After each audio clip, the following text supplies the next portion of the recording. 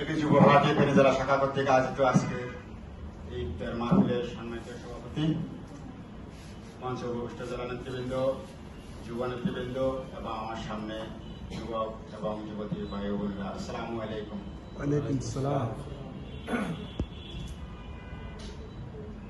সংযমের মাস রমজানে আমরা শেষ মুহূর্তে একত্রিত হয়েছি ইফতারের জন্য।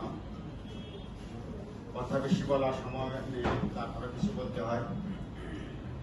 5 আগস্ট পরবর্তী বাংলাদেশের প্রেক্ষাপট ঘোষণা করছে পুরনো রাজনীতি বাতিল হয়ে গেছে। নতুন রাজনীতির বন্দোবস্ত এই মুহূর্তে এই মাটিতে খুবই প্রয়োজন।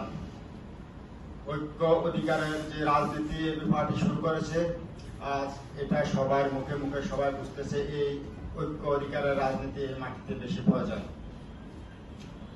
আমি সবাইকে বলবো, ঐক্য এবং অধিকারের রাজনীতি, এই রাজনীতিতে আসার জন্য, একটি সুন্দর বাংলাদেশ গড়ার জন্য, কল্যাণমুখী বাংলাদেশ গড়ার জন্য, মহান স্বাধীনতার 3 মূলনীতি সাম্য, মানবিক মর্যাদা এবং সামাজিক সুবিচারের যে বাণী